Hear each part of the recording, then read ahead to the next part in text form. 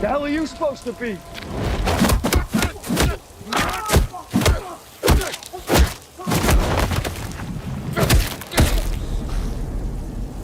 I'm Geralt of Rivia.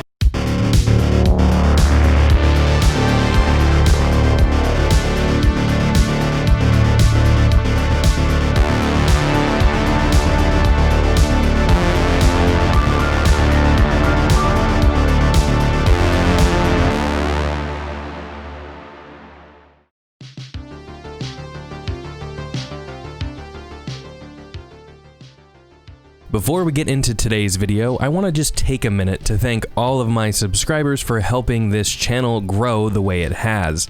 A few days ago marked my 1 whole year on YouTube. Shut up! And my goal for my first year was to hit 100 subscribers. And thanks to all of you, we have absolutely decimated that number and launched this channel to just under 4,000 subscribers. I'm incredibly grateful to each and every one of you, subscribers who take time out of their day just to watch my content. That's really what keeps me going.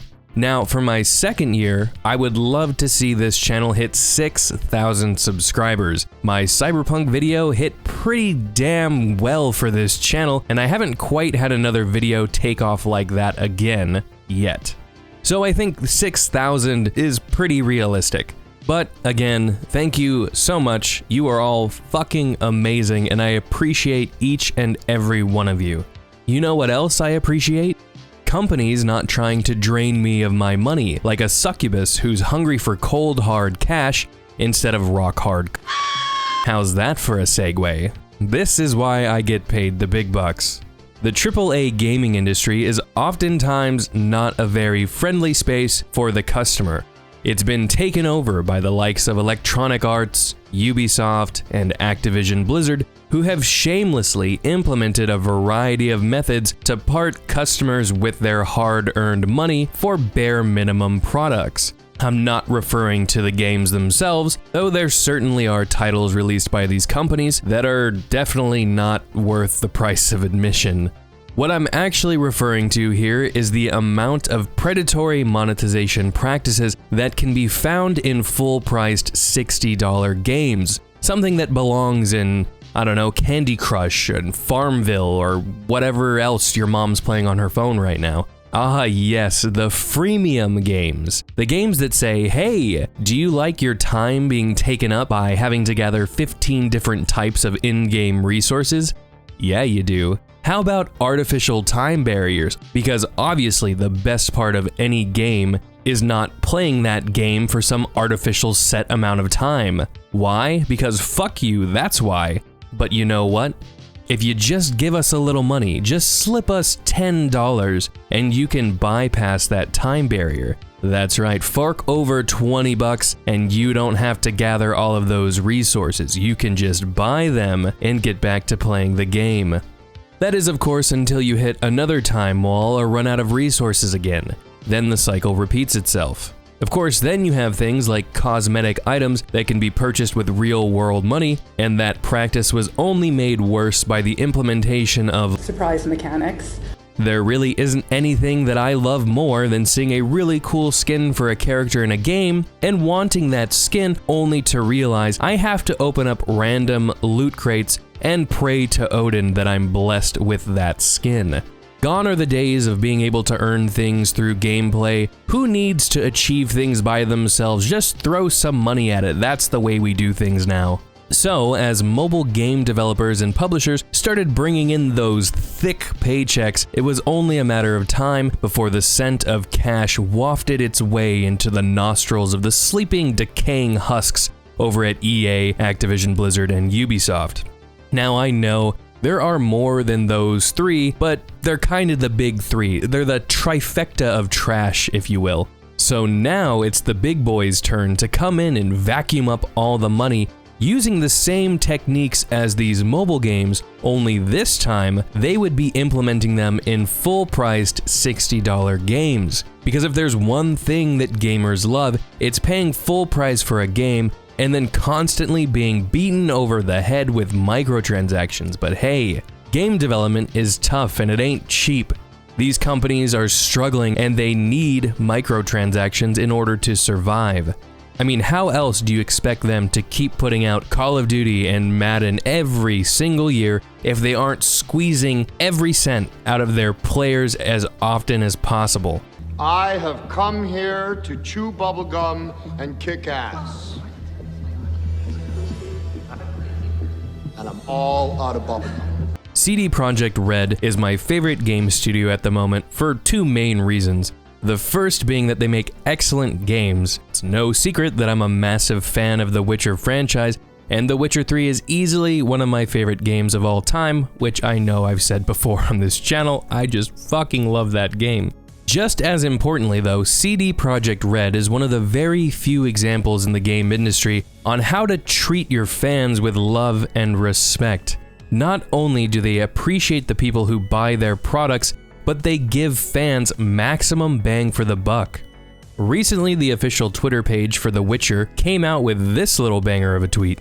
The Witcher 3 is coming to next generation. A visually and technically enhanced version of the game will be available for purchase for PC and next-gen consoles and as a free update for owners of the game on PC, Xbox One, and PlayStation 4. This is absolutely fantastic news for fans of The Witcher 3, a free update for those who already purchased the game, and if you've been waiting to play, maybe you watched the Witcher Netflix series and you wanted to see what all the hype is about and learn a little bit more about the lore and the world, you'll be getting a superior version of the game if you decide to pick it up. Now, the reason I wanted to make this video is because the decision of CD Projekt Red to release this as a free update to an already beloved game just goes to show how much CD Projekt Red loves their fans. This is a way to show appreciation for everybody who helped them become so damn successful. So much so that they are now the second largest game developer in Europe. Of course, this is a way for them to get some new people to buy the games and to make some money, and this is one hell of a way to do that, especially when compared to the way that 505 Games is upgrading Remedy's latest game, Control.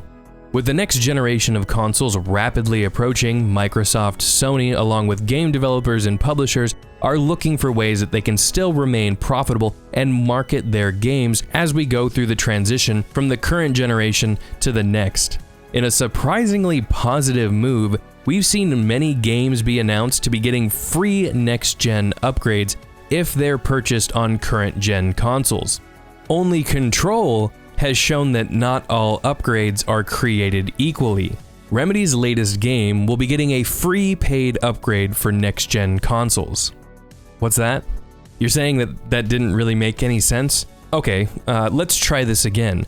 Control will be getting a free paid upgrade for next-gen consoles. I don't understand. How is this not making sense to you? How could I possibly make it any more clear? Okay, just listen closely. A free paid upgrade for free, but you pay for the free upgrade. That's right, ladies and gentlemen, there will in fact be an upgrade for Control, but only if you buy the new edition of the game, which makes about as much sense as Death Stranding's story. Well, fuck you, you didn't understand it either. So if you were someone who purchased Control at launch, which was just over a year ago, you're shit out of luck, buckaroo. The kicker is that the new release of Control is the Ultimate Edition, which comes with all of the DLC, and it retails for less than the original launch of the game without the DLC. So basically, if you spent $60 on the game at launch, 505 wants you to know that you are a fool, you are a sucker, a sap, a rube. All this really serves to do is train their customers to not buy their games at launch. Sadly, I'd have to say with the current state of the games industry, it's a risky proposition buying games at launch in general, what with a large portion of developers having the mindset of, we'll just patch it out later. Which I mean, yeah, sure, it can be patched out later, but the amount of games coming out with rocky launches is concerning to say the least. And this is why I don't mind when companies delay their games in order to make sure that they're releasing a game when it's ready, rather than just rushing out a mess that's going to sour everybody on what otherwise could have been a very promising game. And with Control, keep in mind who this really hurts. It really hurts the fans of Remedy, the ones who are going to be there day one in order to support the developer that they like. Usually a company would do something in order to reward their most hardcore fans. Maybe they could get an extra skin in game, or some extra DLC, maybe some behind the scenes footage, I don't know, something. If you got the day one version of Control, give them something that no one else can get because they were there at launch. But no, instead they get the shaft. You tell them that they're stupid because they had the audacity to buy the game when it came out. Now, this may have not been Remedy's decision, since 505 Games is the publisher, but it's just not a good look either way. It still tells players to never buy one of their games at launch, because if they just wait about a year, they're going to get the complete version of the game, and it's going to be at a cheaper price. This greedy choice is the first of its kind when it comes to the next-gen transition, and it's going to be interesting to see if more publishers are going to follow in Control's footsteps. I can only hope that more companies look at what CD Projekt Red is doing and follow their lead instead, because we sure as hell could use some more pro-consumer companies out there.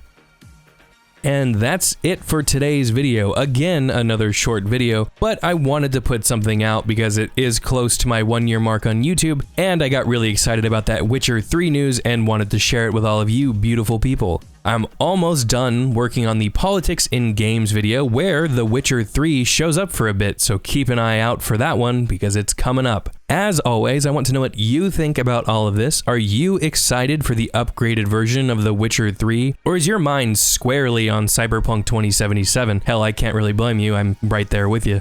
Let me know down in the comments below. If you like the video, drop a like, and if you really want to support my channel, hit the subscribe button, and make sure to check the bell to get all notifications, and share this video on social media, as it really does help me out. As always, thank you so much for watching, and until next time, stay safe, and I will see you in the next video.